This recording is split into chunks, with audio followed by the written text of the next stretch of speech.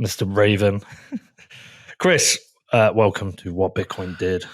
You look nothing like I expected. Oh, is that When you right? came on, I was expecting like I've never seen a photo of you or a video interview, so I expected like someone like Luke Woman with like a tie and a suit and shit, and then you come on here like me, you're like degenerate, tattooed. Yep, 41-year-old guy in his pajamas with a cold sore. Here I am in all my glory. It's fucking 6 a.m. Hundreds of tattoos. Yeah, we're in charge now. Yeah. All right, man. Listen, you did it. You did a 180. You've joined the Bitcoin cult. I think a lot of people are going to want to know why about this. Do you know what it is? We've noticed over time there's a lot of Bitcoin skeptics, a lot of people who historically have been kind of anti-Bitcoin or skeptical.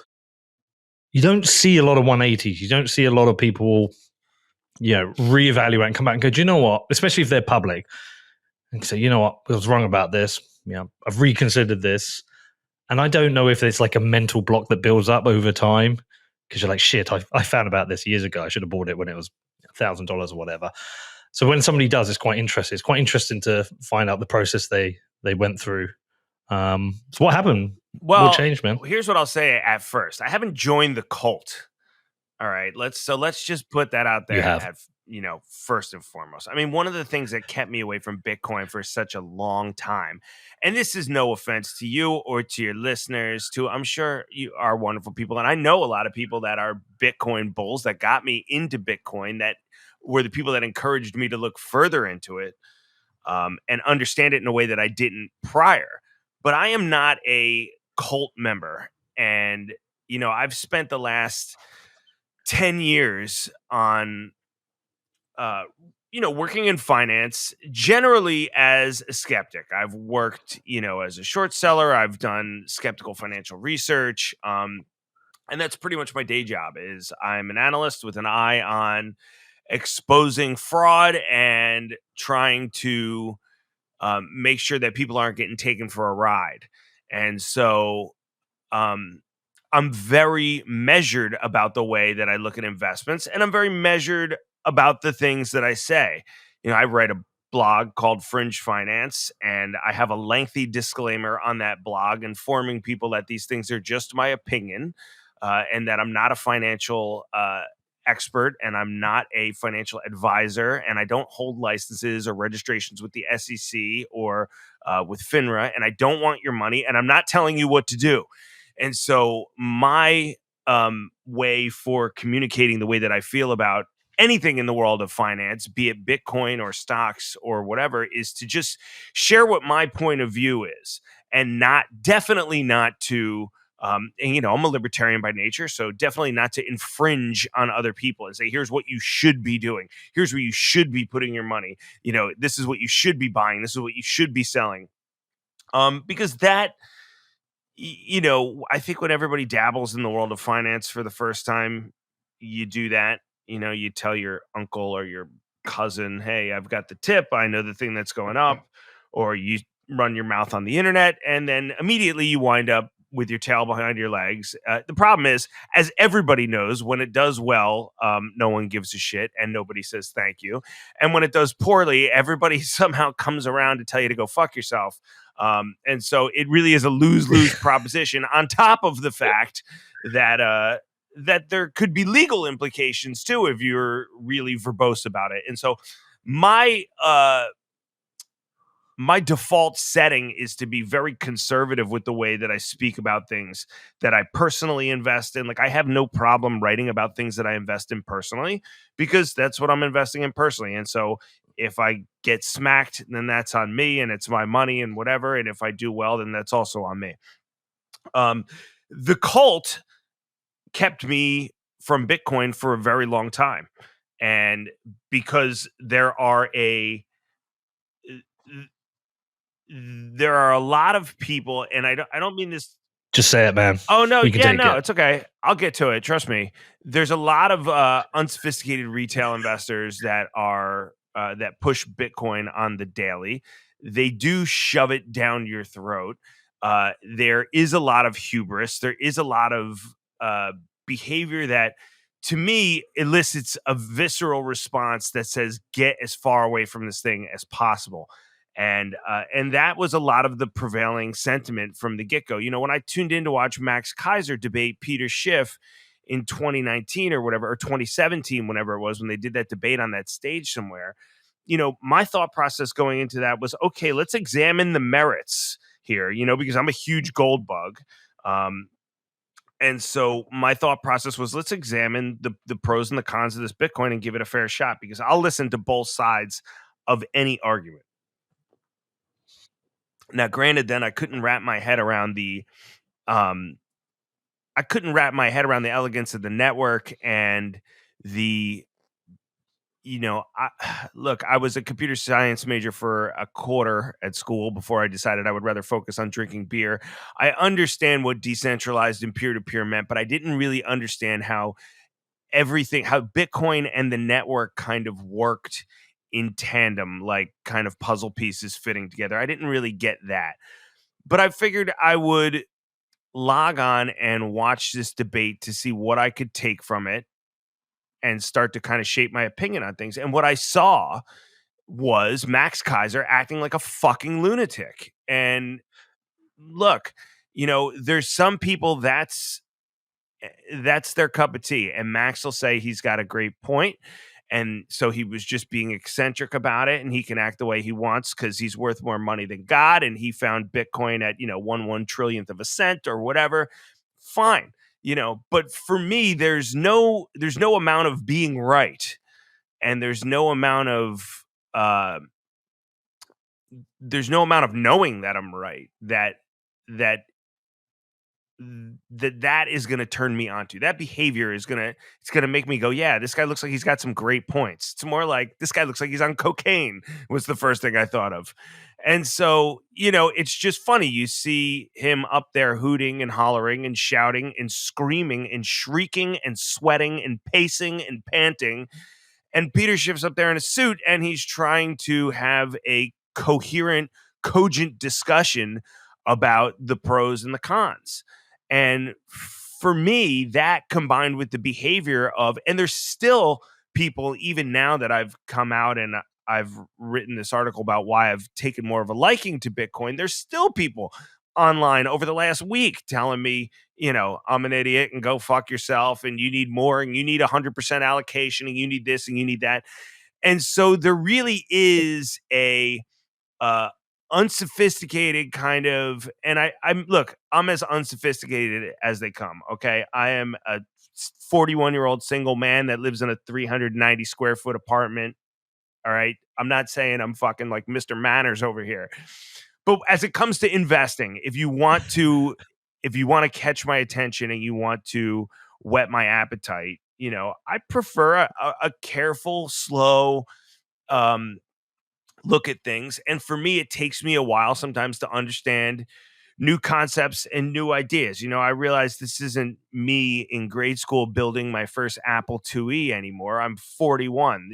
There's a lot of things that I'm getting to that age where technology doesn't catch on automatically the way that it used to. I won't sit here and talk into my remote like everybody else does on their TV. I'm like, the guide's perfectly fine. I'll use the guide, or like the Apple Vision Pro. Like, you'll just never see me walk. I don't care how standardized those become. You'll never see me walking around with a pair of those things on, because I just think you look like a dildo. And so I'm at that point where I'm starting to deviate from the world of technology and not necessarily catching on to things automatically like you do when you're like 15, 18, 20, 21. So all these fucking crazy maniac freaks out there that are all Bitcoin maximalists and advocates, they got it right away because it was just obvious to them. Well, I'm a fucking senior citizen now. Okay. And that was me 20 years ago when I was telling my financial advisor to buy Apple when it was at $7 pre, 10 splits. And the company was on the verge of bankruptcy, and he was telling me I should buy Palm Pilot. Okay. So I get it. I was you 20 years ago. But for me, the cult-like behavior. I understand where it comes from because there's this great tie that kind of binds everybody. We have this understanding of this thing that really has this incredible potential. But for me, what got me in the arena with Bitcoin wasn't listening to some fucking 19-year-old with acne and a wedgie screaming at me and calling me a piece of shit on Twitter. I don't respond well to that, okay? For me, it was listening to fucking, 15 hours of Michael Saylor fucking talking circles, and then listening to Safe Dean on Lex Friedman for 4 hours while I was out running one day, and then reading parts of the Bitcoin Standard, and then, looking into it further and watching YouTube videos and taking it slow. And so for me, um, for something to catch on, I really need to be able to wrap my head around it. And I can't tell you how many stocks over the last 10, 15 years I've written about or read about where I've said, I don't get this. It's in an industry I don't get. I don't get biotech. I don't know how to read clinical data. Or it's in automotive. I don't know what the margins are supposed to be in this business. Or it's in technology, and it's some shit. What is the cloud? I have no fucking idea. Like 10 years ago. Or if it's in whatever, if it's in geothermal energy, I don't understand how it works. Can somebody explain it? For me, I have to have a ground up approach to understanding things, because if I can't wrap my head completely around it and feel like I understand everything or almost everything about it, it's very difficult for me to take it on, because I like to objectively lay out the pros and the cons of anything, any kind of asset, any kind of investment. And if I don't understand it 95%, it's really difficult for me to conceptualize the pros and the cons together. So my style is slow, especially, of course, and then you throw on top of that what? You've got an asset that no one has ever heard of, that's brand new, that nobody understands, that is synonymous with fraud because of all of the things that have gone down in the crypto world, that has birthed a number of shit coins, all of which are mostly, frauds, if not all of them are frauds. And so when you layer all that stuff on top of each other, it's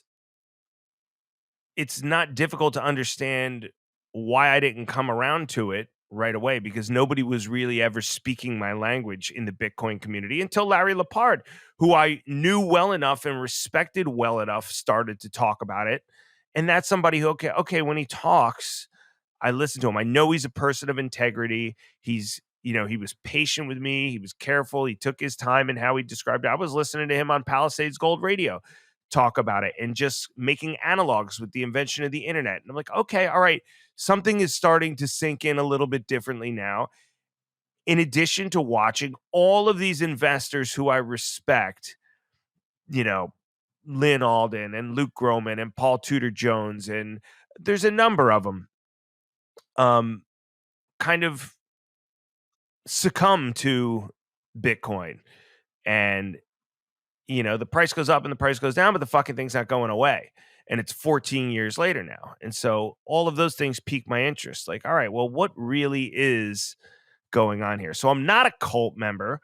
I mean, I'm sorry, I'm not. Every cultish investment, It's exactly what a cult member every would say. cultish investment I've ever had has gone poorly.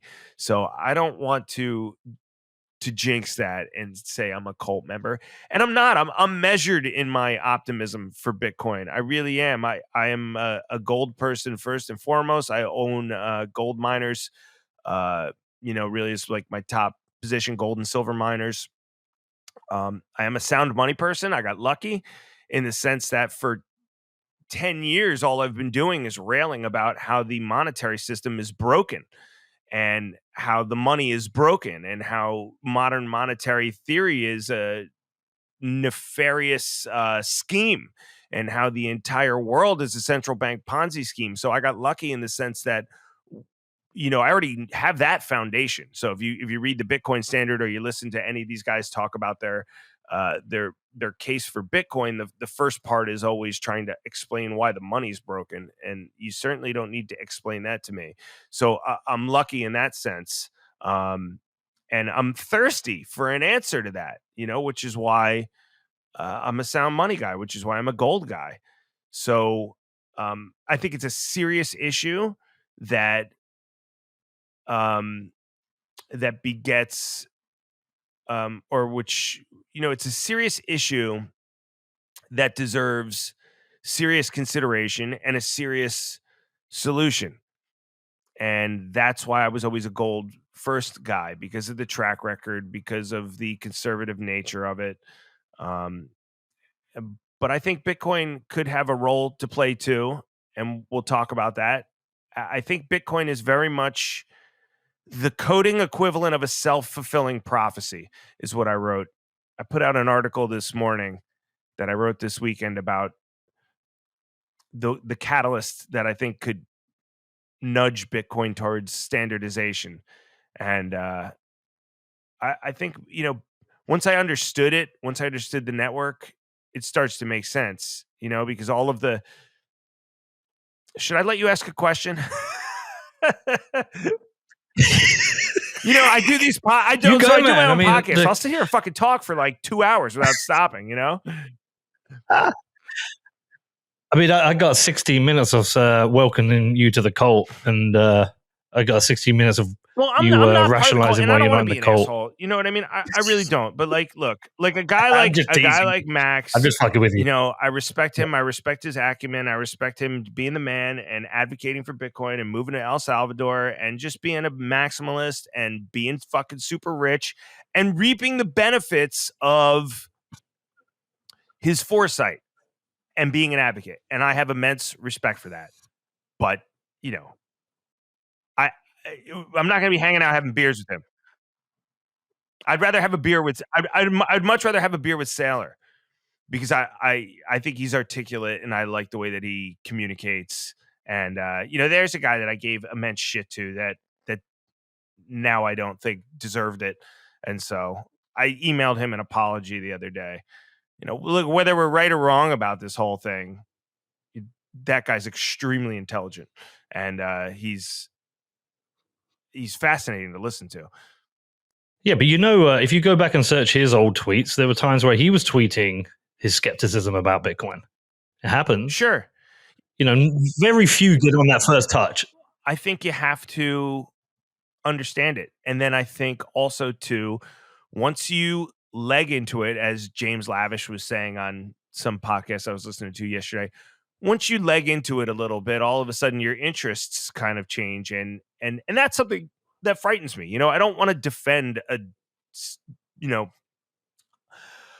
don't want to buy AMC stock and feel like I have to sit there and defend that flaming pile of dog shit, because I don't like the CEO. I don't like, it's a loss-making business. It's a dilutive business. It's a terrible, industry.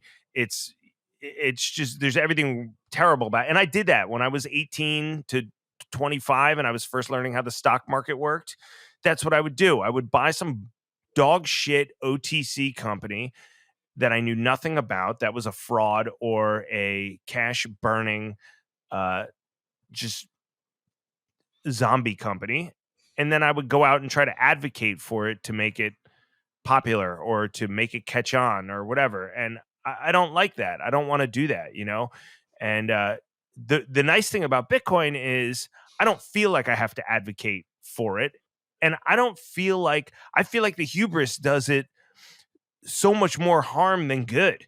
I really do. The whole like have fun staying poor. Like people used to write that shit to me. I would be like, these guys are, the first thing you think of is you draw analogs to the guys that are out there buying AMC. And no offense if you bought AMC. Look, I lost a lot of money when I first started trading, and recently, but like when I first started trading, when I first started learning the market, like that's how you learn. You take your knocks. But I can draw a lot of analogs between the way that those people behave and the way that a lot of Bitcoin bulls behave. And if Bitcoin is going to make it and it's going to become a standard, the snowball is kind of already rolling down the hill. And so for me, I think, sit back and let the network do what it does, which is grow. And as it grows, it becomes more secure and it becomes more of a self-fulfilling prophecy. And if it's going to work, it's going to continue to work. And for me, that's all I need. I don't care. If I have a stock that I know is going to double, I don't feel the need to be on a chat room every day, telling people to buy it. I'm just be like, all right, I'm going to go play tennis.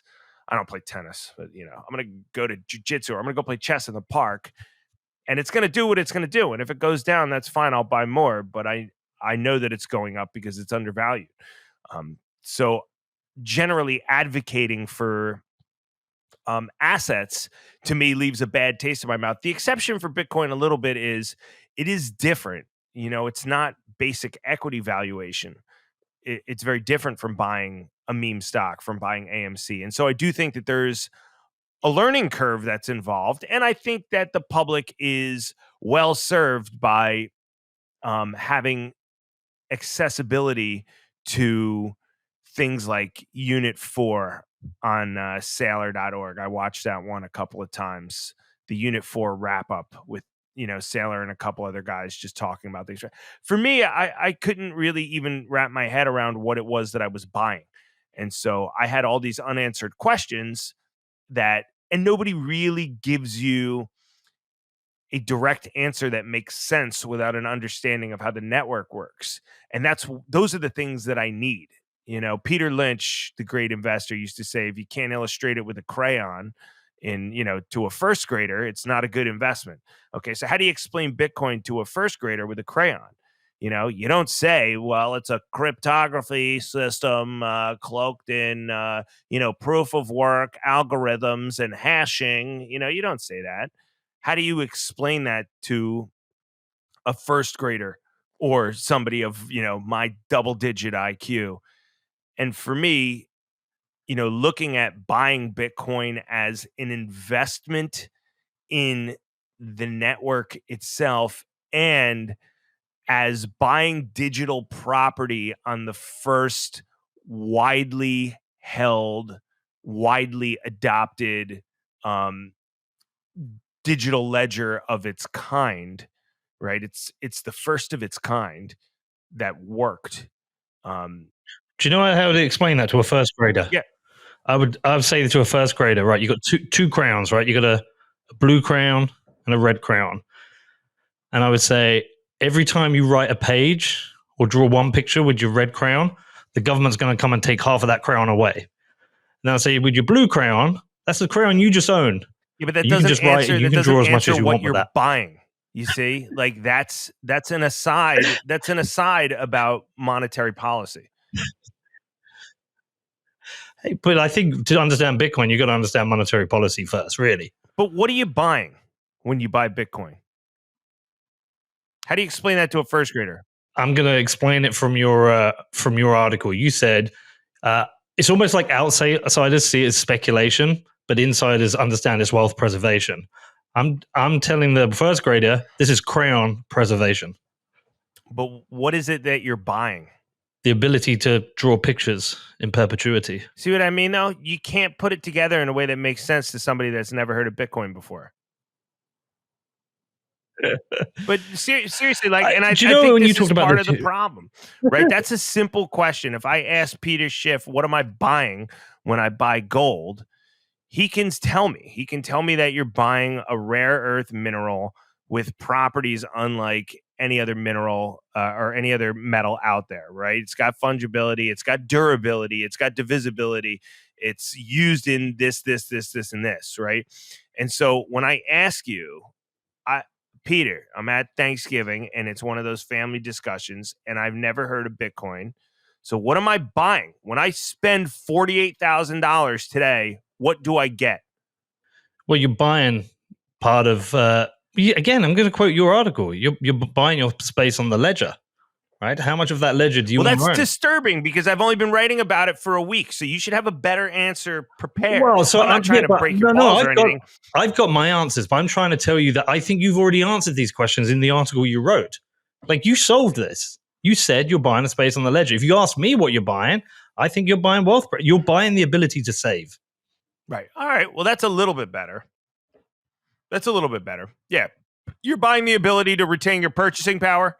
Right. So if explaining to you versus, I'll give you an example, right? So I'm in the gym the other day and I see one of my old school friends and we're chatting away and he's like, oh, I wanted to ask you about this Bitcoin thing, which always happens, right? Always happens. I was like, well, what do you want to ask? He's like, well, so I've got some money, not a lot, but I've got some money. I've got some savings. He told me how much. And I was like, well, what's it for? And he said, oh, it's for my kids. I'm like, okay, well, that's for them in like 20 years, right? He said, yeah.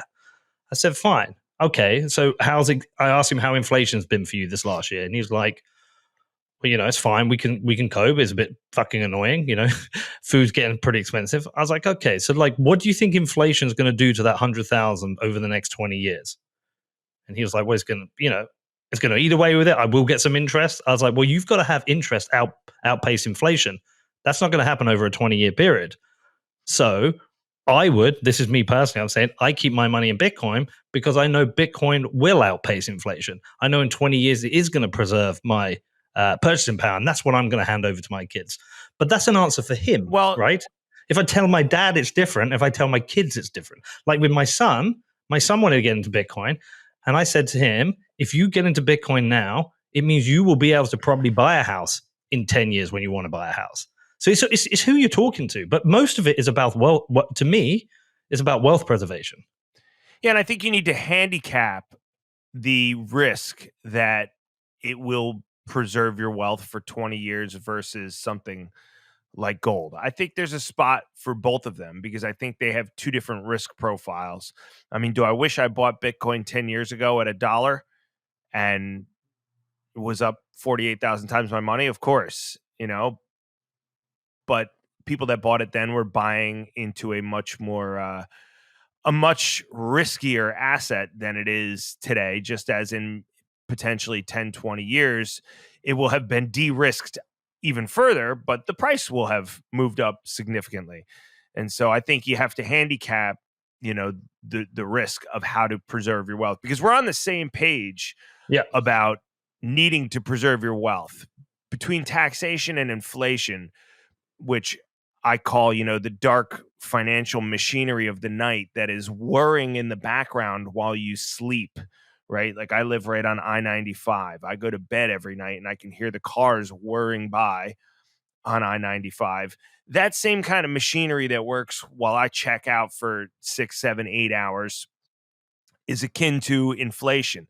It operates behind this curtain, behind the scenes, very slowly, and isn't very well understood, which is what makes inflation extremely nefarious, right? Is the fact that it is. I mean, if people could visualize the transfer of their purchasing power to the state between taxation and inflation on a daily basis, if there was like some digital chart on the wall that showed you losing 3% of your purchasing power every year and what that looked like compounded, people would know it's essentially a race to put your money somewhere where it's not being whisked away from you. The ebb and flow of our flawed monetary policy is not eating away at the purchasing power that you have been working your fucking ass off for your whole life. You know what I mean? Like when I'm up at 4:45 this morning and I'm writing a blog post, it's not because I enjoy the fresh morning air of waking up at 4:45 in the morning. I like it a little bit, actually, because I wasn't drinking last night. So 4:45 is a little bit easier. But I'm also writing because I have subscribers, and I write when I have something to say. I don't write when I don't have anything to say. I had something to say. I wanted to make sure it got out this morning so people could read it when they woke up this morning. Right. So that's me working and I'm producing something. For some reason, there are some people that find my thoughts valuable. And when I do research and provide it to somebody, on a company, there are people that find my research valuable for some reason. So I'm producing things and I'm working so that I can maintain my modest lifestyle here in my 390 square foot apartment. And, this is what occupies my day to day. And so when I leave and I see the guys laying bricks out in Old City, Philadelphia right now, or I can hear the guy on the roof replacing somebody's air conditioner, or I need to call a plumber, or my Uber driver picks me up, or the bartender serves me a beer. These are all people that are out there hustling and basically sacrificing a good portion of their life in order to generate some wealth for themselves, to maintain a quality of life for them and their family. And the idea that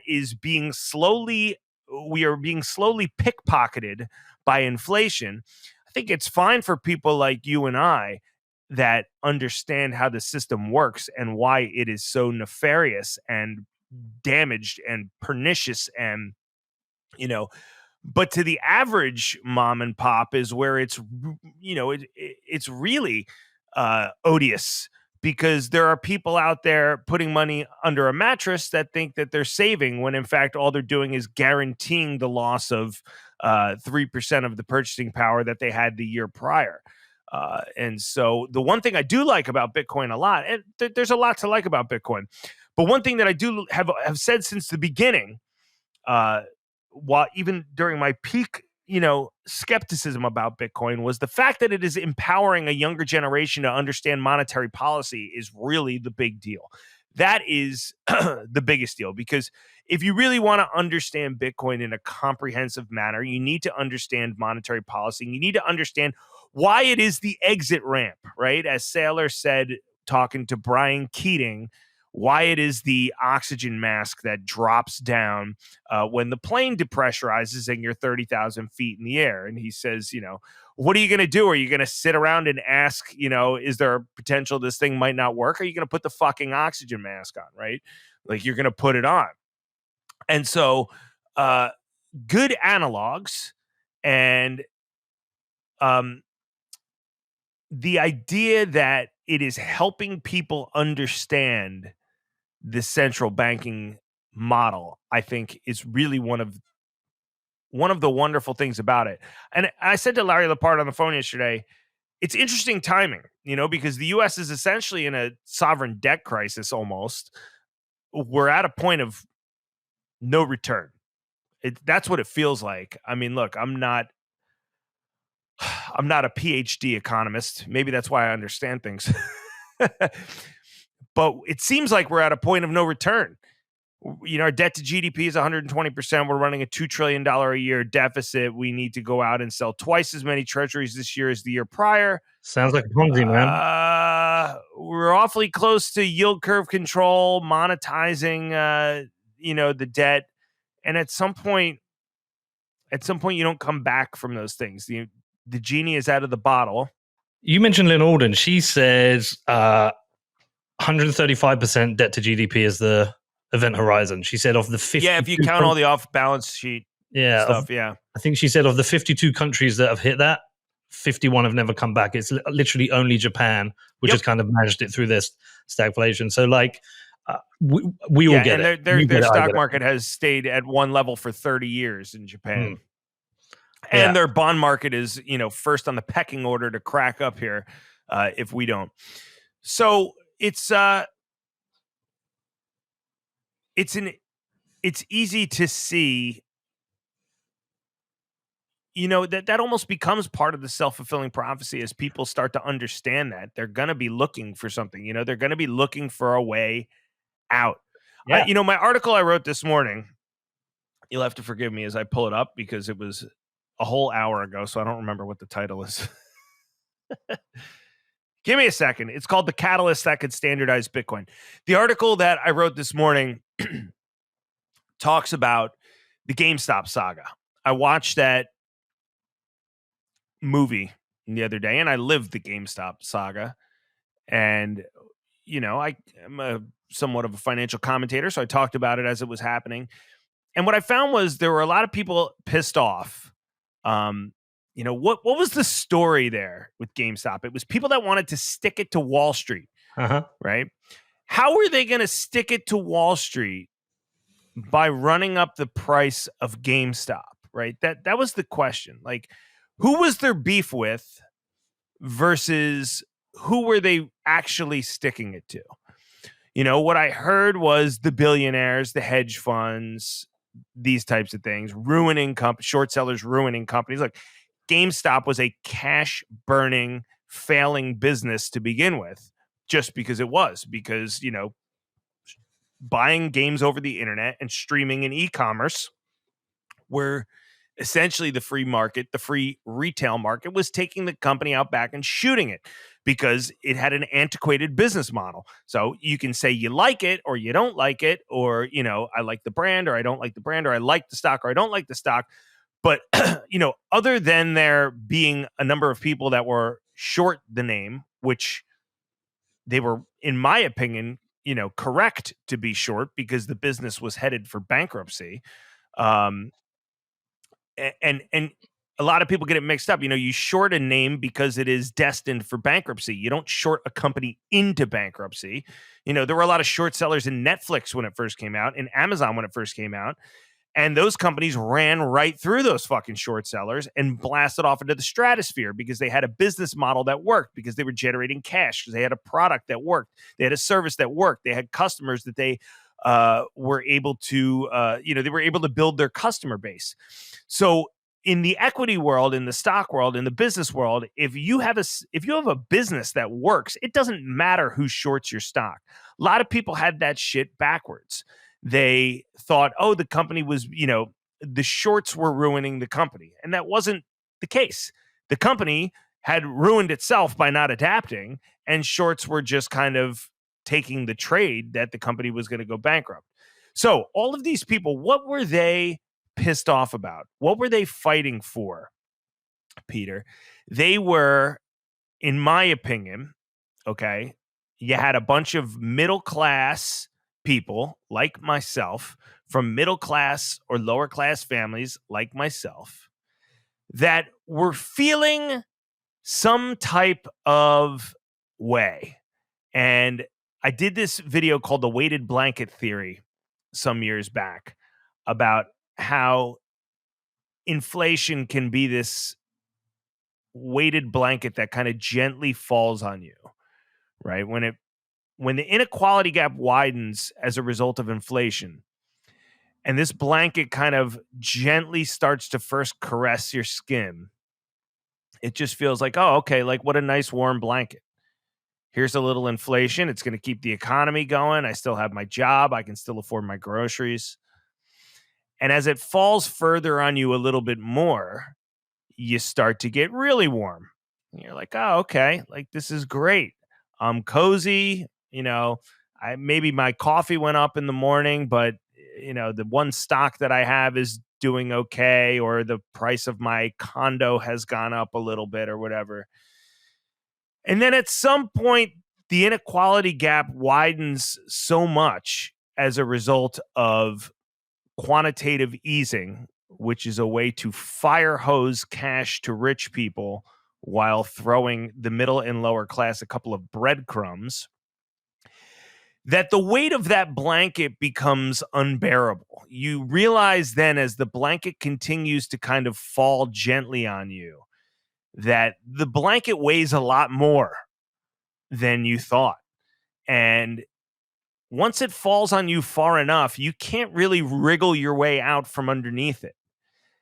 And these are the days where you go to Wawa in the morning, okay? You're a painter, or you work construction, or you work at a plant like I did for, a few years.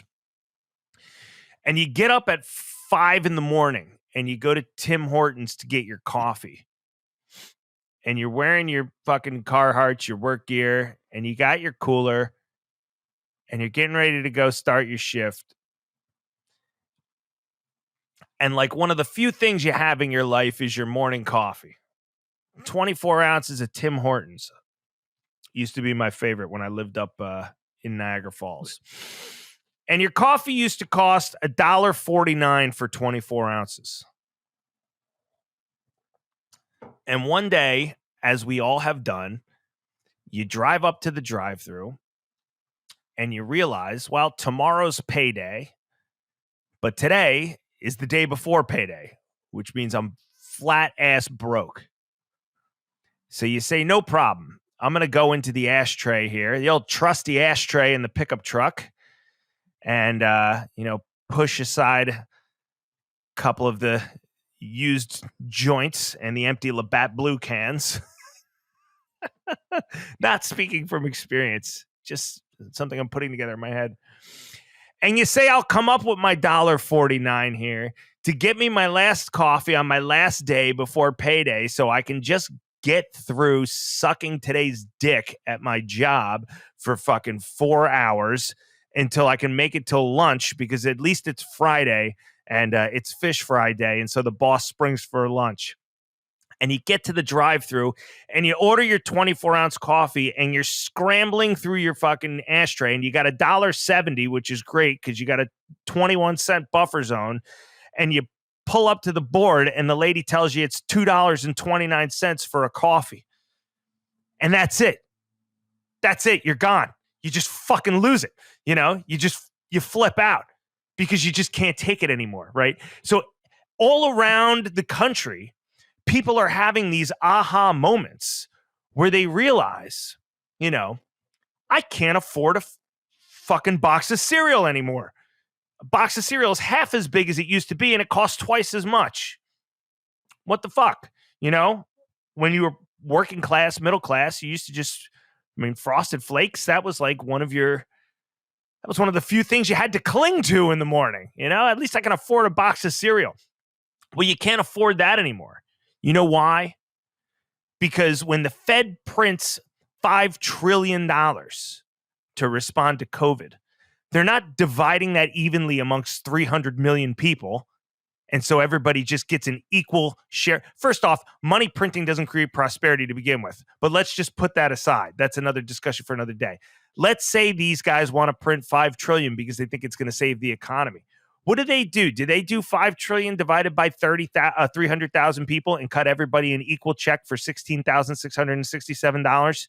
Here's your check, Peter, and my check, and everybody that's alive gets a bailout. Helicopter money, right? No, they don't. What did we get?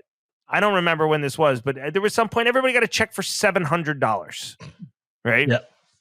Well, that's interesting. Well, what's 700 times 300 million people? You know, well, it's 210 billion, 21 billion. It's not even a trillion, right? It doesn't matter. It's a negligible amount. And then you start thinking, well, where does the rest of that money go? My friend Travis Kling calls QE, he calls it UBI for rich people. That's exactly what it is. The people with assets, with financial assets, with stocks, with bonds, with houses, the things they already own, become the massive beneficiaries of the QE spigot, right? And so when the Fed buys corporate bond ETFs, what the fuck does that do for our guy at Tim Hortons trying to scrounge together 40 cents so he can get his coffee, so he can go back to working at Niacet, where he makes the fucking salt that you're going to have to, that you eat on your saltine, hoping that there isn't some kind of pressure buildup in the system today, or somebody doesn't burn themselves with caustic fluid in manufacturing a fucking saltine, right? How does it help that guy? It doesn't. That guy's getting the shit end of the stick, right? So GameStop was a situation where you had 1 million, 2 million, 3 million, 6 million, 10 million people who all came to this one understanding that they were pissed off at Wall Street, and for good reason, right?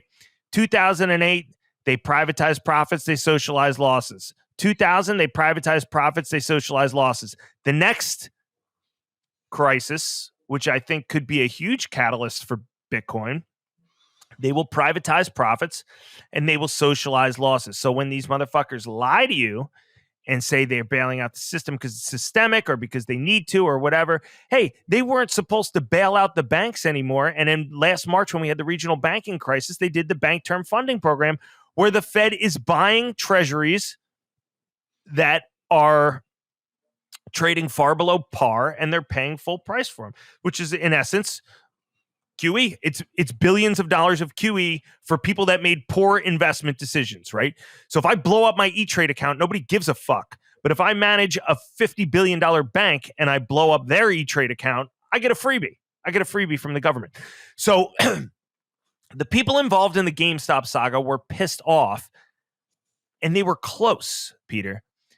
They understood that something was wrong and that they wanted to stick it to the system. And hey, I'm all for that. I've been, critical of modern monetary theory, not just because I want to stick it to people, but because I think it is a long-term negative for our country and for the world. I do it, a lot of it, out of patriotism. I want what's best. I want the United States to be a strong country with a strong balance sheet and sound money. But they were pissed off. And so they started directing that ire towards short sellers, towards, Melvin Capital, Ken Griffin. I mean, okay, who are these guys? They are rich and they are the beneficiaries of quantitative easing, but they're not the source of the problem. They're a product of the problem. And so there was a lot of misdirected hostility in how the GameStop people responded to that. When they bid up the stock and ran it through the roof, they had reason to be pissed, but they just weren't pissed. They weren't directing their ire to the right place because they didn't understand what they were pissed off about. Some of them did, but a lot of people didn't. A lot of people thought short sellers are bad. They're driving this company into bankruptcy. We need to stick it to them and we need to stick it to Wall Street. And what they should have been saying is the system is broken as a result of monetary policy, which is why we're getting fucked and we have to use one-ply toilet paper while Jeff Bezos gets another yacht. Okay? One of those is a legitimate gripe. The other one is you're just kind of fighting the symptoms. You're not really fighting the cause of the problem. So these guys go out and they run the stock up, right? And a lot of them make money, but a lot of them, sadly, also lost money. Well, why did some of them lose money? Why did the GameStop fiasco end? Well, it ended because Robinhood cut off the buy button because they were getting margined out.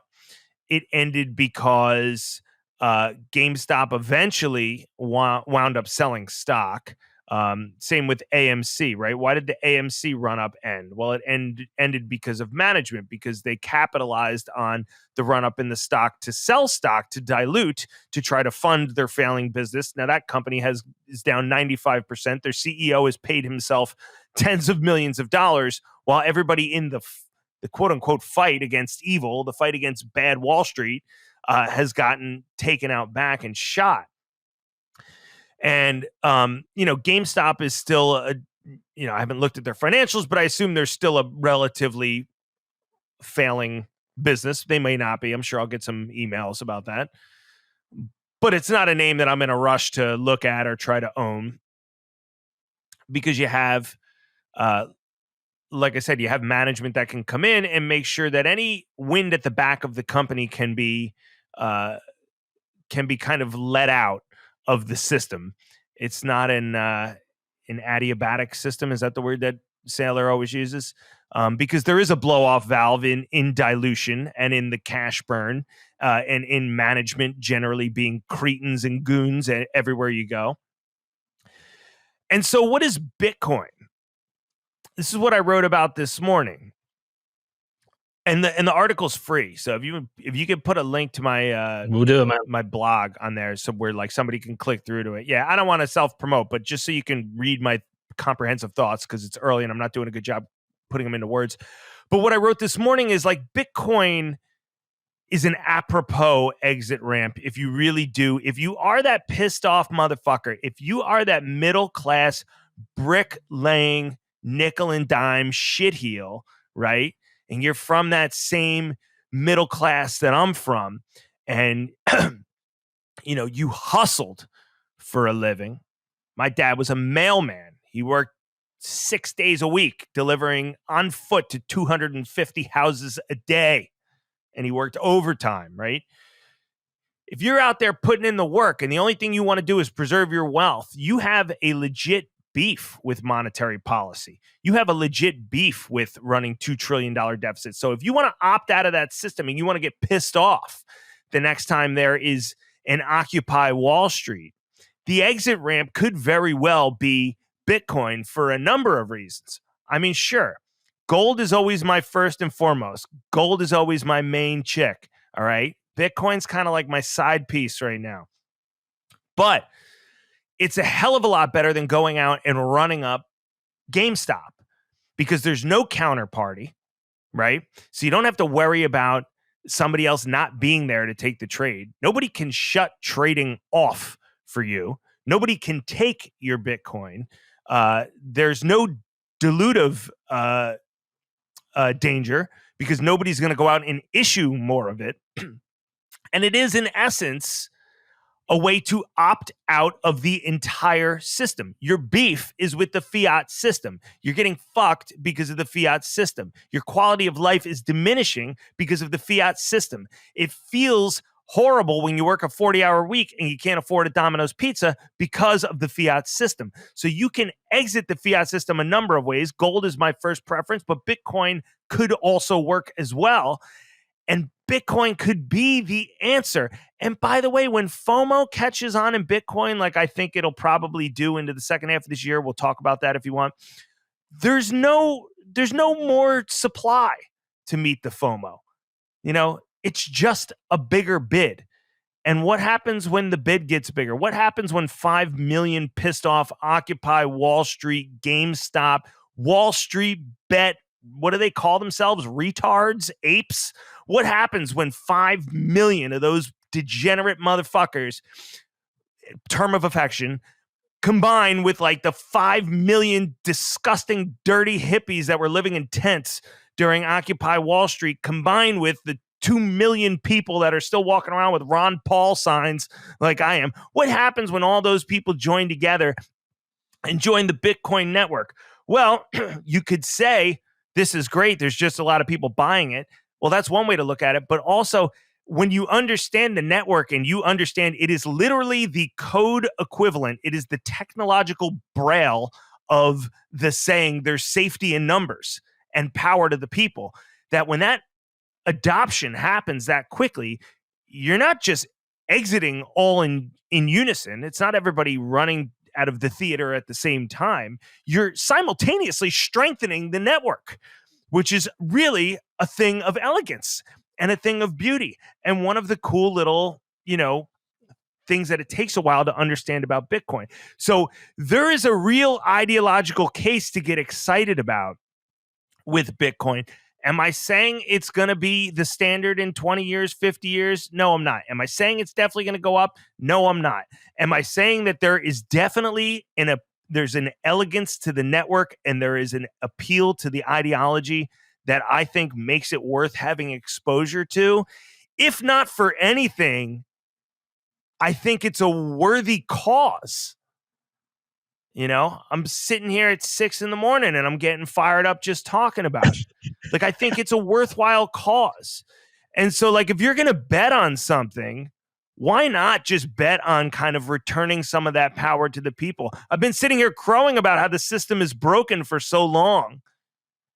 And I like gold, but there's things about gold, there's things about Bitcoin that gold can't do. Full stop.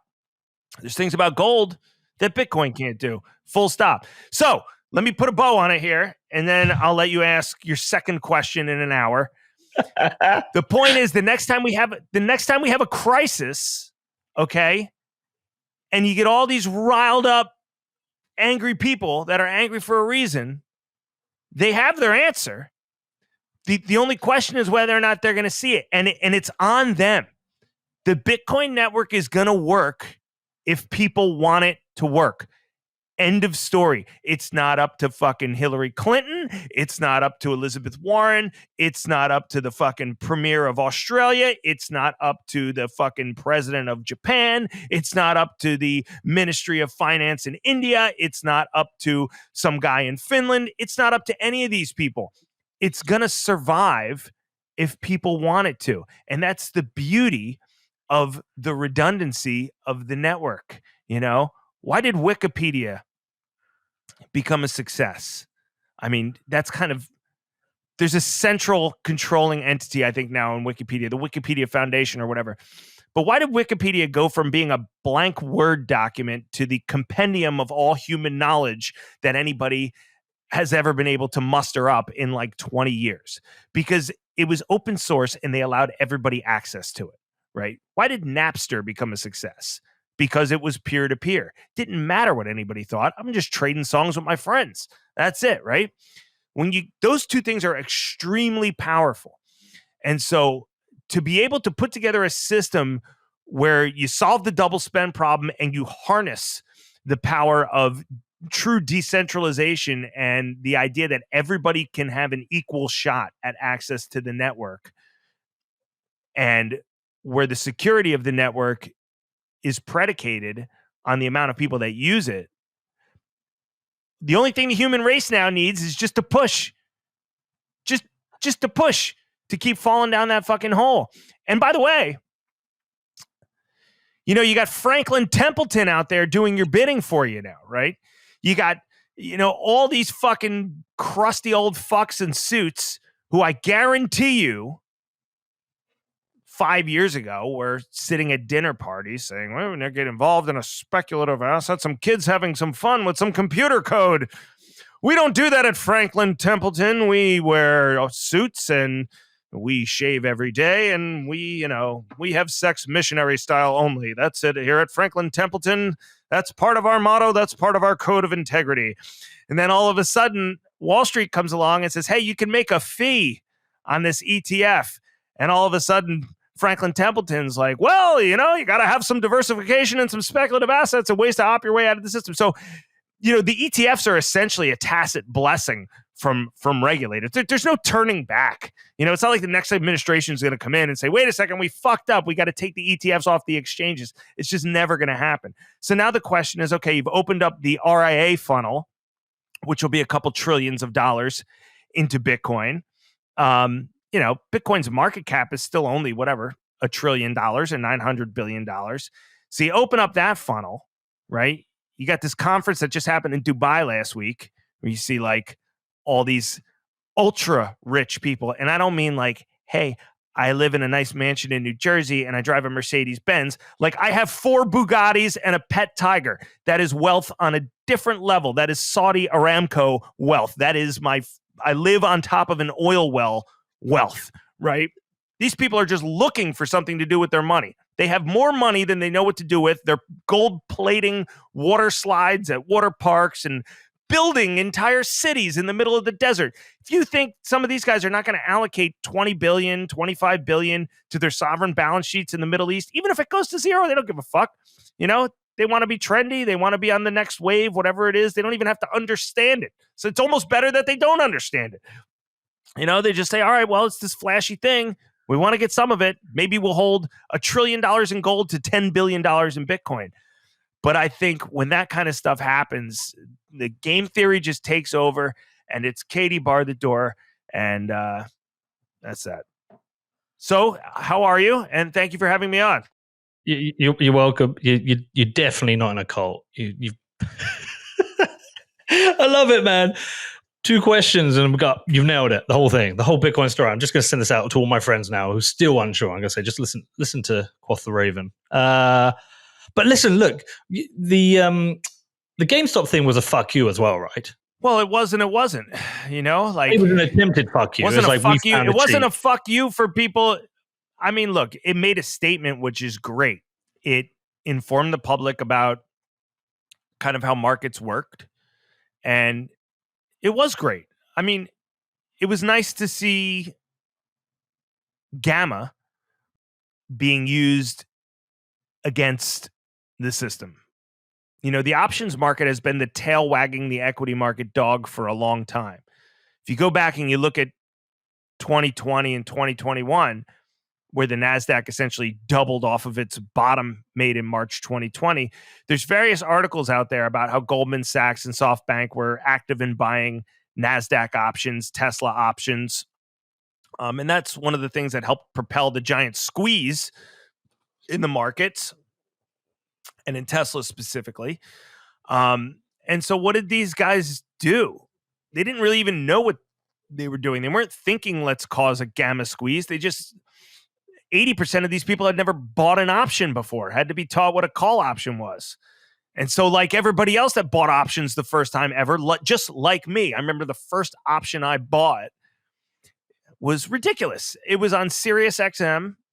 The stock was trading at 2. It had about 1 trillion shares outstanding. And I bought like a $10 call that expired in 2 weeks for like a penny, because I had no idea what I was doing.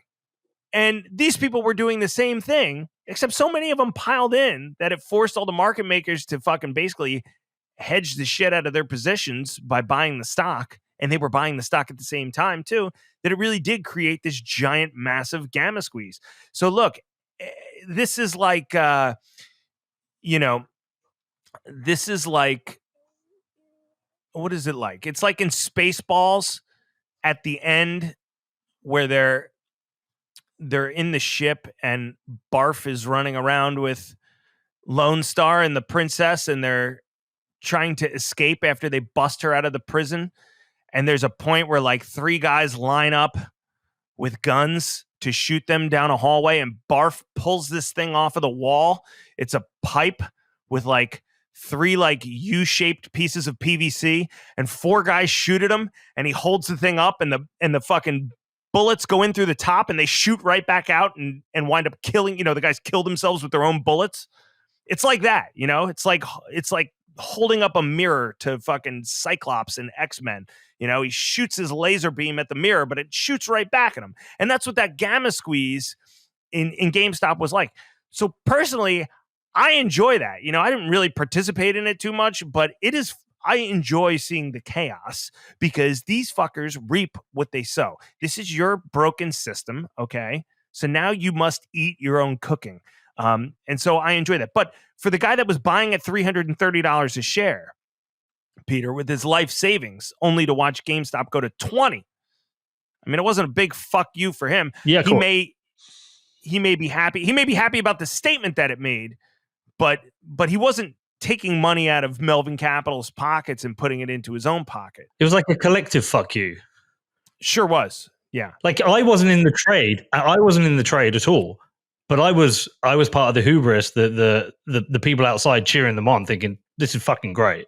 Yeah, no, it was something to behold, and I didn't think I was going to enjoy the movie Dumb Money because I'm so sick of watching it and hearing about what happened. I've seen it a million times. There's been a million documentaries about it, but it was actually cool. I enjoyed it, And every time I hear the story again, I find myself giving a little fist pump. Like, all right, cool. It's nice to see a fucking regular schmuck who believes in something and sticks by it make himself $20 million.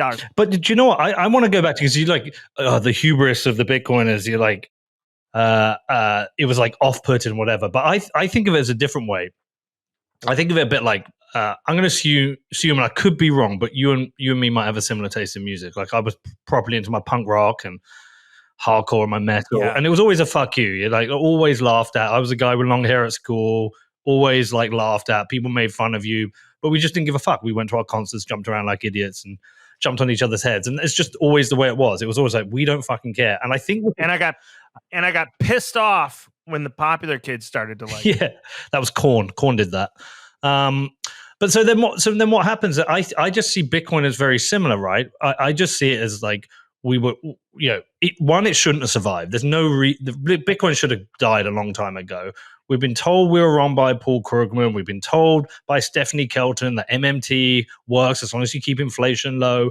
We've been told by Elizabeth Warren and all her lackeys that we're supporting frauds and criminals. Like everyone's told us we're wrong, and at the same time, a lot of the Bitcoiners, whether they are right or feel they're right, it's how they feel. They feel they're right. So most of the time, I think they're a little bit like punk rock. Like, you don't get it? Fuck you. I don't care. Ha, have fun staying poor. See you later. So I think that's where that hubris comes from, because a lot of them don't want to have to go and ask permission from the system and go, oh no, please accept us. Please accept that our economics right. And it's like, you don't get it? Fuck you. We don't care. We're having a party. So I think that's where that comes from. Well, the nice thing is the way that the network is set up, they don't need anybody's permission. Exactly. They just need their own permission, and that's really nice. And you talk about Paul Krugman and Stephanie Kelton, and what can you say? What can you say about people that say that debt is money that we owe to ourselves. The deficit's a myth. Government's a good capital allocator.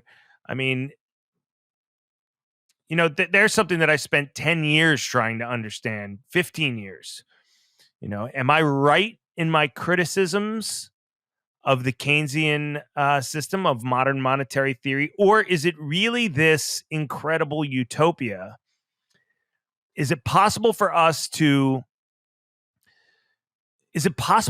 usurp the natural laws of economics and micromanage the global economy and monetary policy in such a way that we can create an outcome that ultimately is going to be better than what a less regulated, freer market system could come up with? And anybody that knows Econ 101 knows that, a market is going to allocate resources where they're best used. And there's no one person, there's no central planner. I mean, how can anybody listen to Jerome Powell get on stage and say we have no idea what the neutral rate of interest is and need to hear anything else? I mean, that's it. They need, I listened to the MMT guys debating Peter Schiff on this one debate years ago. They're talking about raising the debt ceiling on MSNBC. This is 2011. And Peter Schiff says to this one lady, you don't pay off your debt by going further into debt. And the lady responds, well, that's just not true. What can you say to a person like that? What can you say to somebody that just say have fun staying poor? There's hubris. There's hubris. There's hubris. There's arrogance. Yeah. Right? In thinking that we have devised a way to micromanage everything in a fashion that is going to result in more efficiency than the market managing it. And so just to go back to Powell, the Federal Reserve's key tool is interest rates. And their job is to manage rates to encourage price stability, essentially, and maximum employment. And so everything they do, the culmination of all of the torque and horsepower and work that comes out of the Fed is found in what they decide to do with interest rates. It is, other than quantitative easing, it's one of their two main tools: setting the cost of money. Okay, so you got 500 PhDs in a building somewhere sitting around doing something. I don't know what they're doing. And the point is for them to try to conjure up the cost of money out of thin air in a way that is supposed to maximize prosperity for all participants in the system. Now, we know that doesn't happen. But for Jerome Powell to just come out and say, the quote was, we have no idea what the neutral rate of interest is. I think that's what he said. And if he didn't say that exactly, it was almost exactly that. And he said the same fucking thing 3 months ago at some round table he did with somebody. I listened to the whole thing. What do the governors think the neutral rate of interest is? We don't know. So it's like Office Space. What would you say you do here? And so Paul Krugman and Stephanie Kelton, they defend that system. That makes sense to them. They're, as Safety calls them, inflation apologists, right? So you can either throw in with these people, and like I said, I spent 10 years trying to figure out, am I wrong? Am I wrong in thinking that we're not going to be able to kind of escape the grasp of natural economic laws? And I don't think that I am. And you see a lot of that with Bitcoin as well, too, right? There's a math to it. There is there's an inescapable finite math to it that regardless of whether you protest against it or advocate for it is just going to be what it's going to be going forward. And the natural laws of economics are going to be what it's going to be. I listened to Ron Paul talk about this a couple years ago, and he's been saying for 30 years that we're blowing up a bubble here and it's going to come back to haunt us. And I said to him while I was interviewing him, how do you know that we just don't have it right and this is the perfect system and we're moving in the right direction? We've come 30 years and we haven't hit that wall yet. And he just said something to the fact, something like the free market always corrects. The free market always wins. Sometimes it takes time, but it always wins. And he's right. Jim Chanos said to me sometime years ago, this is an unprecedented experiment in monetary policy. We've never done this before. And so is it really that ridiculous to think that we're going to have an unprecedented outcome? No, it's not. So what does an unprecedented outcome mean? It means something is going to happen that we don't expect to happen and we won't know about it and we won't embrace it, recency bias, right? Until after it happens. Inflation is transitory until one day we find out it's not. And then we have to go back on what we said and we look foolish, but for some reason people still trust us anyways. When COVID first started, I spent December 2019 through February 2020 urging people to go out, get the things that they needed because we didn't know anything about it, and telling people that there's a good chance the market's going to crash on this, and this is a bigger deal than people think. And no one cared. No one cared. And what I said throughout that time was, we're going to wake up one day and things are going to be different. And what happened? We woke up one day and things were different. People were fist fighting over fucking toilet paper at Costco. All right. Everybody woke up one day, Peter, and had the realization that, well, we're not really going to be able to stop this thing, so we better start trying to figure out what the fuck it is. And I've been sitting there watching for 3 months. The Fox News crawl, the same place I ate lunch every day, watching the number of coronavirus cases coming out of China, what they were reporting. One day it was 100. The next day it was 250. The next day it was 1,000. The next day it was 2,000. The next day it was 2,500. The next day it was 5,000. The next day it was 12,000. And I'm thinking to myself, this is the holidays. Do you think there are any flights going back and forth to and from China? People that, even I live near University of Penn. It's all diverse student base. All, tons of people from China, tons of people from India, tons of people from Asia, from Africa, from all over the world. Think these people are going home for break? What do they think? This virus is not gonna, it's scared to fly. It's scared to get on a pressurized tube and make its way across the ocean. And I'm just thinking to myself, well, the die has already been cast here. It's just a question of when it reaches that inflection point. And so I spent the next 3 months betting against the market while it went up every day, while the case count also went up every day.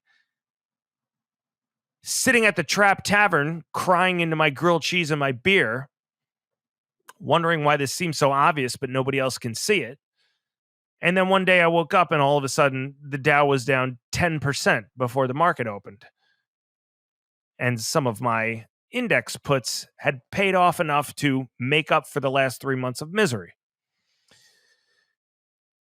This is a similar situation, except it's just on a much longer time frame. We're conducting an experiment in monetary policy, which seems to have led us down an alleyway full of locked doors. And there's really no way out. The two choices to generalize for the United States right now appear to be allow the economy to crash and keep rates high, which would put us into a deflationary depression, the likes of which we haven't seen in half a century, probably, or print our way out of this because, at some point with 5% rates on the largest debt bubble in history, somebody's going to have to pay the piper somewhere. It'll start maybe, who knows? Who knows? It'll start where we don't expect it. Maybe commercial real estate marking their books. That's what everybody thinks. But maybe it'll come out somewhere else. Maybe there'll be a shortage of donuts in Belgium, and that'll fuck up the supply chain for Dunkin' Donuts, which will create contagion, which sees the entire system on the verge of collapse 6 days later. Who knows? But something will definitely go wrong if it hasn't already gone wrong and we just don't know about it. So we'll either collapse or we will do what I think they're going to do, what I think everybody thinks they're going to do, which is try to print their way out of it. And in that case, you have the most well-informed base of individuals that there's ever been who have an understanding of exactly how monetary policy is not serving them. And so the consequences in terms of that blowback that Wall Street always gets every time they fuck up, remember in margin call, they're sitting around talking about, this is just what happens. There'll be 3 years of people being pissed off at Wall Street and everybody will forget about it after that. Well, the blowback this time will be 2, 3, 4, 5 times as much as last time. And now the populace will have an exit ramp that they didn't have in the last crisis. So you're free to listen to Paul Krugman and Stephanie Kelton as much as you'd like. You can find somebody shrieking at the top of the subway stairs outside my house right now that's going to tell you 1 + 1 = 3. And he'll be out there screaming it at the top of his lungs like his life depends on it. But it doesn't make 1 + 1 = 3. And just because nobody's proven the math to him yet doesn't make him any more right. So, again, with the economy, what are we going to do? We are subject to the natural laws of economics and the laws of math. And I feel, and I've always felt, as a gold bug, I've always felt confident in that. I look at the GDX go down right now, the gold miners index, and I don't think, I'm wrong. Shit, I got to get out. It's about to crash. Gold miners are about to crash. Just think, I'll just buy more and wait. That's it. And I feel the same way about Bitcoin. If Bitcoin's going to work over the course of the long term, and there is going to be a global Bitcoin standard, even if it's just an aside from the fiat standard, if it doesn't usurp the fiat standard, if it just exists on its own, if that's going to happen, then it doesn't matter. Like Sailor says, I'll be buying the top forever. Did I even answer your question? I can't even remember what my question was. It was 45 minutes ago. Yeah, me neither. All right, good. So we'll call it even. Look, something interesting in your article is that you made me think of, and I don't know if you really meant that to happen, but you put Bitcoin works if people want it to work, right? And I was thinking about that. I just started thinking about that. Bitcoin works, or is it Bitcoin works for me because I want it to work? And there's like that collective, like it works for all of us. But then I flipped it. Then I realized, well, hold on. This kind of Keynesian bullshit MMT economic system we have has worked because the people who've wanted that to work have made it work for them. Despite all the catastrophic. Yeah, it's certainly not because they have abided by the boundaries that they've set for themselves, right? Because when Bernanke did QE, he came out and said he was going to reverse it all. And when they did Dodd-Frank, they said they weren't going to bail out the banks anymore, and they have. And so they're not holding themselves to any immutable boundaries or sacrosanct laws. They're just doing whatever they need to do to put a Band-Aid on shit. And they'll call it whatever they need to call it, and they'll do it any way they need to. If they say we're not going to inject dollars into the treasury bond market, and that's our guarantee, the Fed guarantees you we're not going to inject dollars into the treasury market, and the treasury market collapses overnight, you bet your ass they're going to figure out a way to fucking get in that treasury market. Doesn't matter if they need to, convert their dollars into, rice and then, sell rice futures to the bond market in some backwards ass convoluted, program that they'll call like feeding the hungry. They'll give it some name. They'll give it some name that makes it sound good, like the Inflation Reduction Act. Well, what is this? It's another $38 trillion in spending or whatever it is. Well, what's it called? It's called the Inflation Reduction Act. You just want to be like, do you know what inflation is? I just... I know, man. Well, let me go that's on what they'll do. They'll figure out a way. They'll figure out a way to do whatever they need to do. But let me pull on this thread a bit more. What's that? Let me pull on this thread a bit more, because I was going somewhere with this, because then I was thinking, this MMT Keynesian system, it doesn't just work because they want it to work. It works because they need it to work, right? They need that system to work, and obviously eventually it fails. History shows us you only have to look at Argentina, Venezuela, blah blah blah. But it works because they need it to work. I think Bitcoin doesn't work because we want it to work. I think it works because we need it to work. But there's more people that need Bitcoin to work than need the MMT system to work. So that's where my confidence comes from. And then when I was reading your thing, I was like, it works because we need it to work. And if enough people understand this is like the last time China tried to lock down its population at the very, very, very end of COVID. And the people just said, fuck you, we're not doing it. What are you going to do? You got 1,000 bureaucrats in a room in Beijing and a country full of 6 billion people that aren't interested in following your directions. Who's going to win? And it's the same with Bitcoin, right? I mean, we don't need it to work, but if people want it to work, it's going to. What's the escape velocity globally? Oh, I think we need it to work. Well, you could make that argument. It would be nice if it worked. It would really be a great, not an equalizer, but it would be the first legitimate rejiggering of power in the world of economics and finance in 50 years, 60 years. I don't even know what the last profound power shift towards the people in the world of finance was, because my whole life, all I've been doing is watching central banks abscond with power. So this would be the first real grab of power back by the people. And thus the basis of a lot of its appeal. And it can do it. It's all right there for the taking.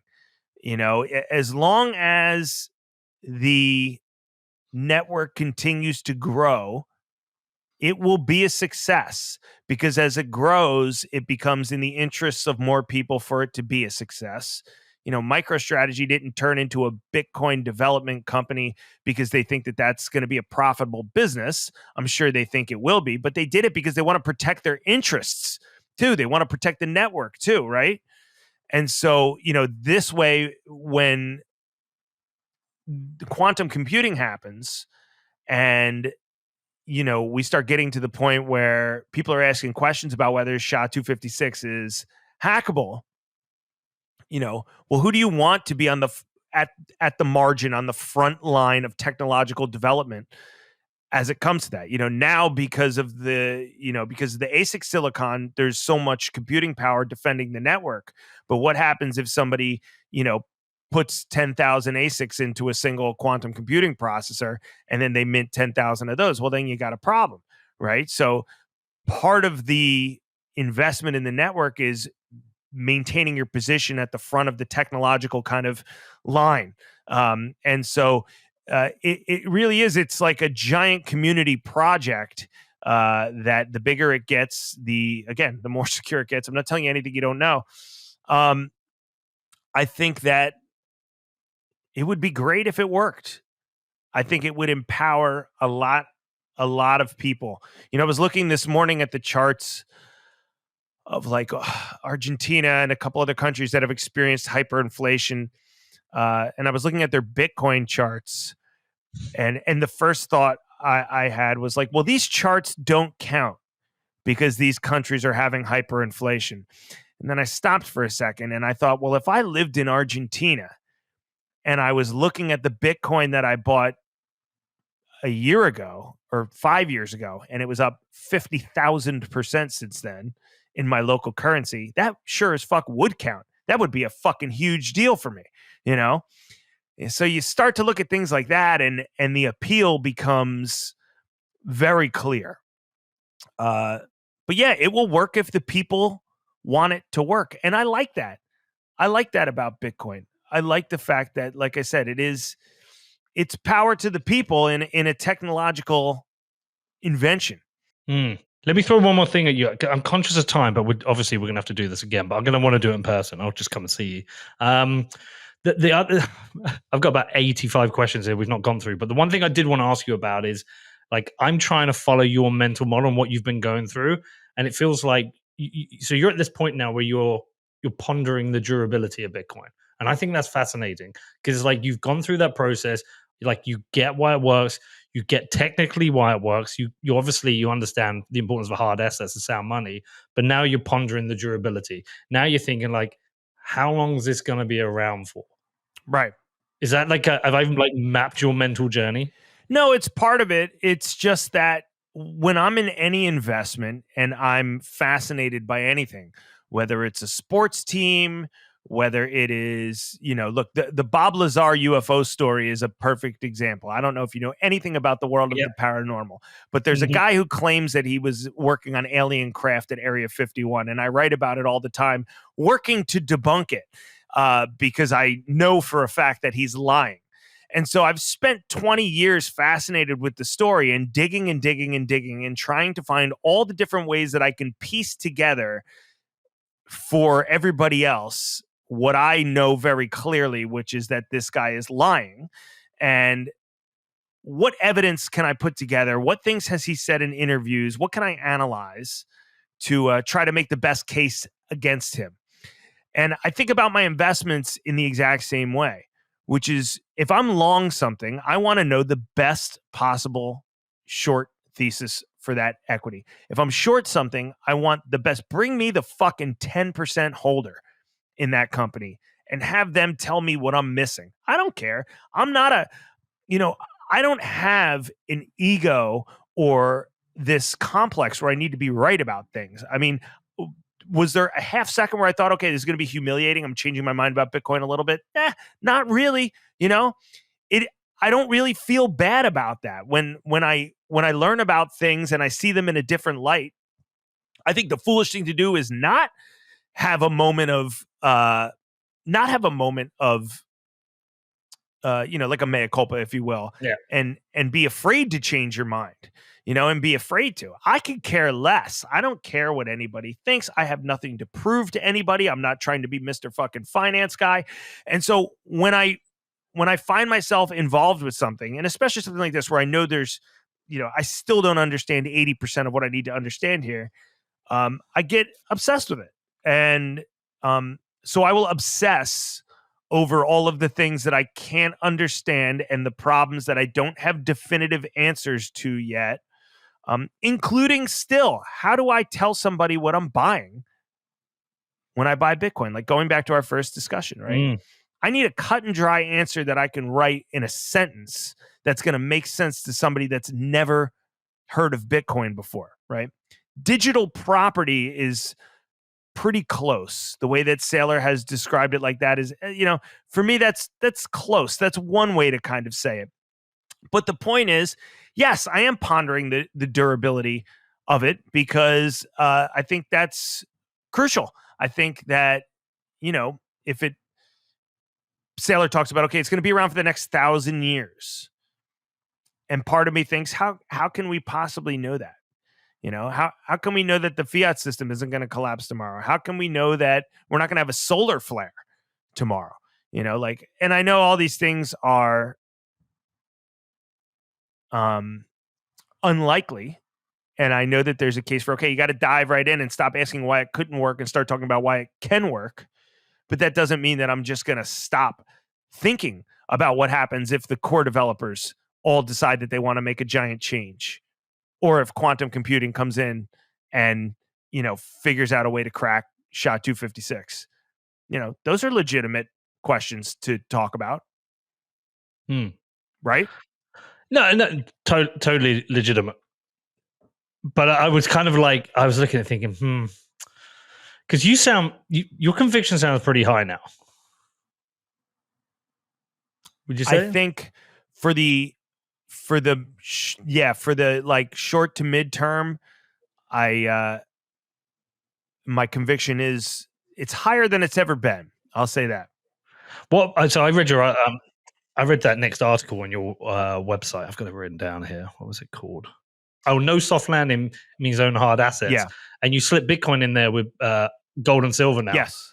So like you've done that. You've done that jump now, and it's just part of your how you explain things. It's like it's seeped in. It's become part of it, which I think is kind of interesting. There's a difference between saying I definitely think it's going to be here 100 years from now versus now just saying, hey, look, there's definitely a finite supply. It's definitely on the cusp of adoption from Wall Street, and it's definitely hit the mainstream in a way that it hasn't. And it still is nowhere near close to being adopted, right? It's still nowhere near close to like, as people say, we're still very early, right? So there's a case for that. And there's also a case for just thinking, hey, the next time the Fed turns on the fire hose, won't be long, by the way. This thing's going to go higher just due to the fact that there is only so much to go around.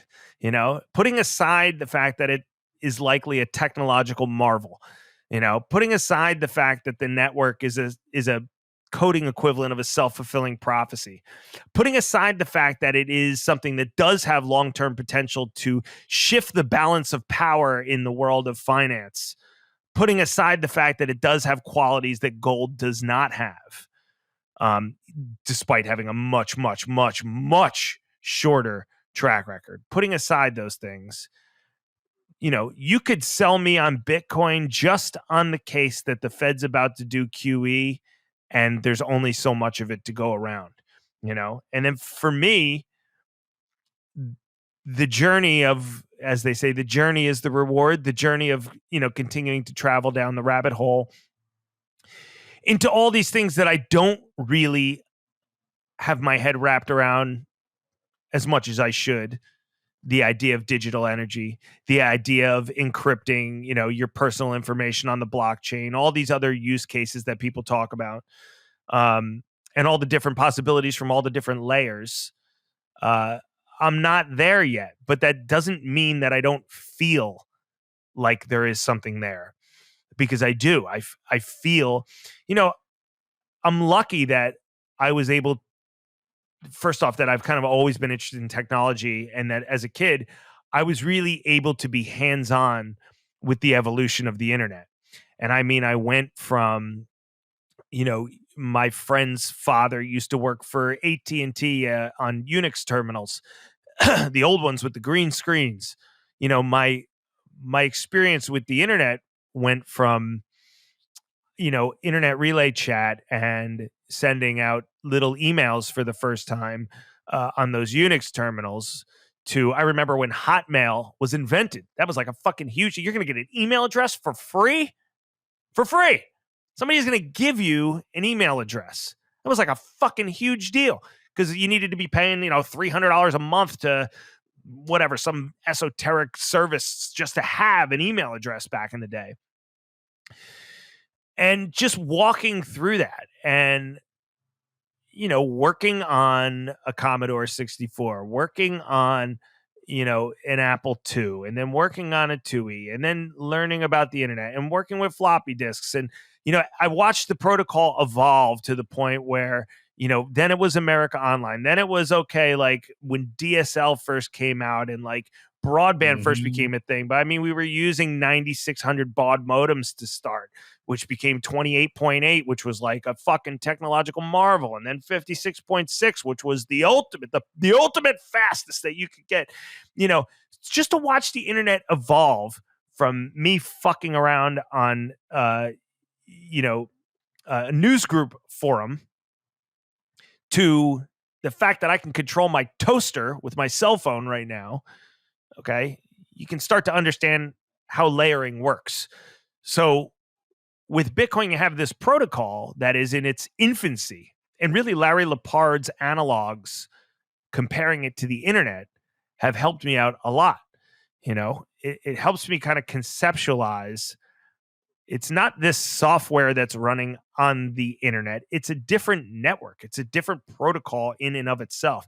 Have helped me kind of conceptualize how big of a deal it could be. It's like when you're digging and your shovel hits something, and then you just kind of like clang, clang, clang, and you start to move away the dirt. And all of a sudden, the thing starts to look a lot bigger than you thought it was. You thought maybe you just bumped into a quarter or a coffee can. But as you start to make space, you notice that the thing buried underneath the soil is much larger than you thought. And that's kind of the feeling I have here. I don't really understand. Look, I spent the whole weekend listening to Bitcoin shit.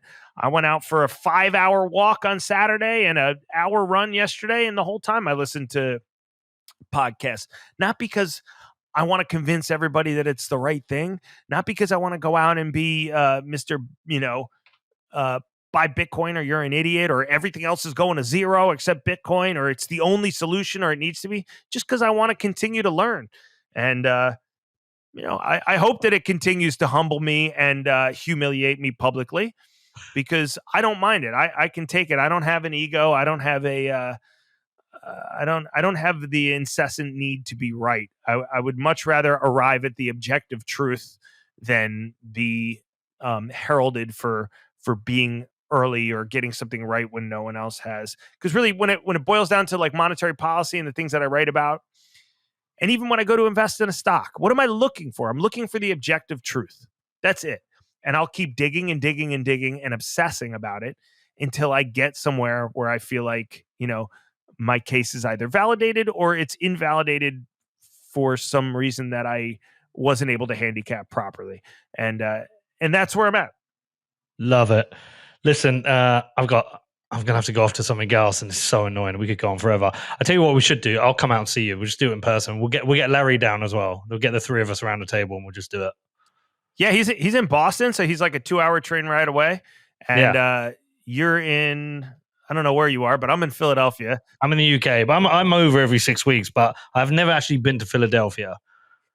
But I do know I got a good friend who's an Eagles fan. She's always like, "Fuck the Cowboys." She's like, "Come to Philly." Keep meaning to go.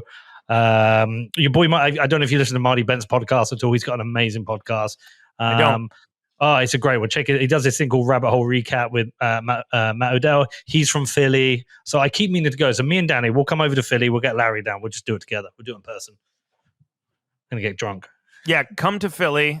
I will show you where I drink beer and how I drink beer, and we can do that together. By the way, see, this is the other thing that's fucking annoying. Like, to be honest with you, that like, as soon as I wrote that article, Why I Bitcoin, people have come out and have praised me. Oh, you're so smart. You're so intelligent. That worries me to begin with, because I know I'm not. I do dumb shit all the time. I'm the kind of guy that holds a cup of coffee and then goes to check his wristwatch and dumps his own coffee on his lap. So that's alarming.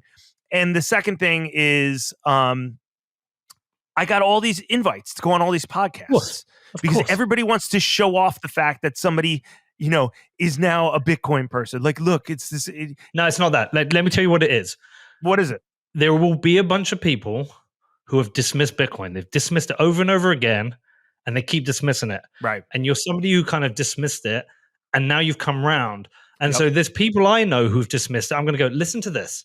Just listen to this. This was someone who was humble enough to revisit his mental model in Bitcoin, and this is how he came to that conclusion. Just check this one out. That's what it's about. It's not about That's fair. Like showing off. Yeah. No, it's interesting to know that because also look, it's a fascinating interview hearing you talk about GameStop or the horrors of MMT. Like, there's a whole bunch of other interesting stuff in that. So yeah, it's not that. Well, it might be for some other people. It's not that for me. Yeah, and that's, I didn't do well describing that, but that article I wrote is called "The Catalyst That Could Standardize Bitcoin." So if you want more of that, you can go read that, and if not, go enjoy your day. We'll share it all in the show notes. We'll put your Substack in there. I'm a subscriber as well now. You got it. All right. Sorry to hear Chris. that. No, Chris, appreciate this. Appreciate you doing this. I will find a time to get out to Philly as soon as possible. I will call Larry and I'll say, come on, Larry, let's go to Philly. We will go drinking after we've made the show, because if we try and make a show after we've been drinking, it'll be fucking terrible. So we'll get it in the right order. How about we do both at the same time? I drink while I do my podcast often. We'll do that. We'll get drunk and we'll record. Any it's legally binding. Do you want to actually give people any like an address of where to go to, because they won't check the show notes? Nah, I don't really want to fucking promote anymore. You know, right, I'm not a promoter. I'm a promoter. I'm not a promoter. Go to quoththeraven.substack.com. Quoth is Quoth if you can't spell. I'll shield the shit out of it because I think it's quality. Chris, I appreciate this, man. All right.